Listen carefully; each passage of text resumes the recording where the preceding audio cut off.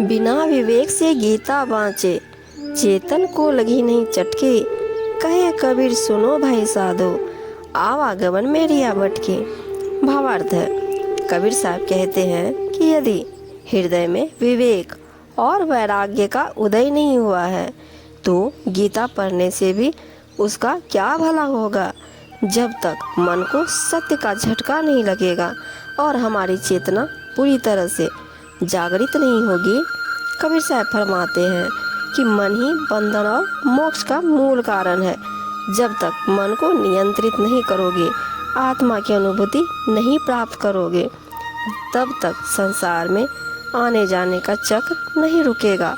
आत्मा के द्वारा ही परमात्मा की भी अनुभूति प्राप्त होती है।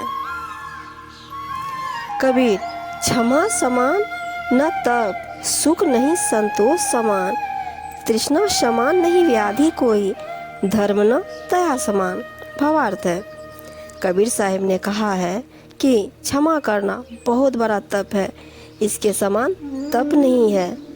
संतोष के तुल्य कोई सुख नहीं है, किसी वस्तु की प्राप्ति की इच्छा के समान कोई आपदा नहीं है, और दया के समान कोई धर्म नहीं है। कबीर भक्ति दान किया नहीं, अब रह काश की ओट। मार पीट प्राण निकाले हैं, जम तोड़ेंगे होंठ। भावार्थ है, कबीर साहब जी कहते हैं न गुरु किया, न भक्ति और न दान धर्म किया, अब किसकी ओट में बचेगा। यम के दूत मार पीट कर प्राण निकालेंगे और बिना विचारे चोट मारेंगे, यानी बेरहम होकर पीट पीट कर तेरे होंठ फोड़ेंगे। कबीर योग यानी कि भक्ति के अंग 5 हैं। संयम मनन एकांत, विषय त्याग नाम रटन, होए मोक्ष निश्चिंत। भावार्थ है, भक्ति के 4 आवश्यक पहलू हैं। संयम यानी प्रत्येक कार्य में संयम बरतना चाहिए।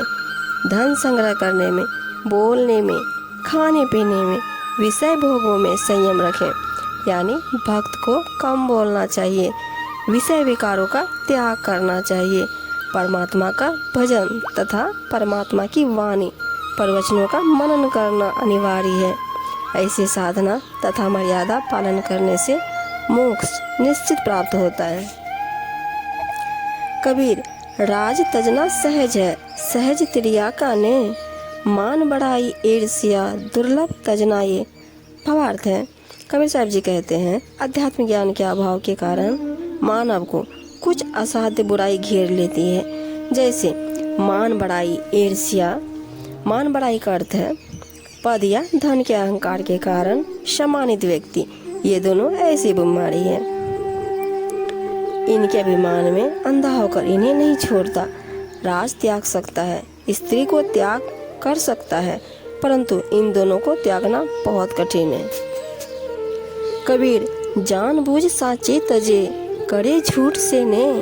ताकि संगत हे प्रभु, स्वपन में भी न दे। भावार्थ है, कबीर परमेश्वर जी ने कहा है कि जो व्यक्ति परमान आंखों देखकर भी झूठ को ही आधार मानता है, उस व्यक्ति से तो परमात्मा स्वपन में भी ना मिलाना। वह इतना दुष्ट है, उससे ज्ञान चर्चा करना भी व्यर्थ है। लीक पुरानी को तजे, कायर कुटिल कपूत। लीक पुरानी पर रहे, सातिर सिंह सपूत। कबीर साहब जी कहते हैं पुराने मार्ग को कायर, धोखेबाज और नालायक ही छोड़ते हैं। चाहे रास्ता कितना ही बुरा क्यों ना हो, शेर और योग बच्चे अपना पुराना तरीका नहीं छोड़ते हैं और वे इस तरह से चलते हैं कि जिसमें कुछ लाभ हो। कहना सो कह दिया, अब कुछ कहा ना जाए। एक रहा दूजा गया, दरिया लहर समाए। कबीर साहब जी कहते हैं मुझे जो कहना था वो मैंने कह दिया और अब जा रहा हूँ। मुझसे अब कुछ और कहा नहीं जाता। एक ईश्वर के अलावा सब नश्वर है और हम सब इस संसार को छोड़कर चले जाएंगे। लहरें कितनी भी ऊंची उड़ जाए, वो वापस नदी में ही आकर समा जाएगी। ठीक उसी प्रकार हम सबको परमात्मा के पास वापस लौट जाना है।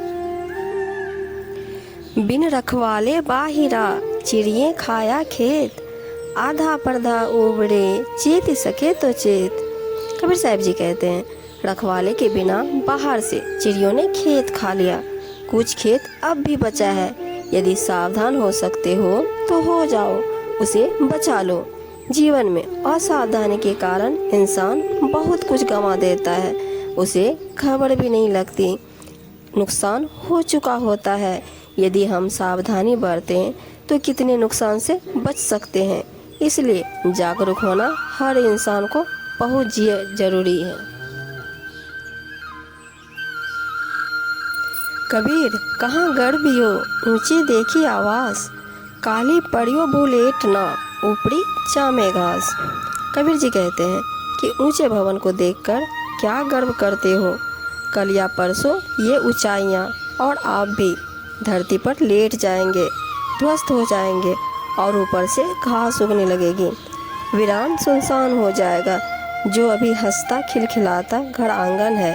इसलिए कभी गर्व नहीं करना चाहिए। सातों शब्द जो बाजते, घड़ी घड़ी होते राग, ते मंदिर खाली पड़े, बैसन लागे काग। कबीर जी कहते हैं कि जिन घरों में सप्त स्वर गूंजते थे, पल पल उत्सव मनाए जाते थे, वे घर भी अब खाली पड़े हैं, उन पर कौवे बैठने लगे हैं। हमेशा एक सा समय तो नहीं रहता, जहाँ खुशियाँ थी वहाँ गम छा जाता है, जहाँ हर्ष था वहाँ विषाद डेरा डाल सकता है। यह इस संसार में होता है।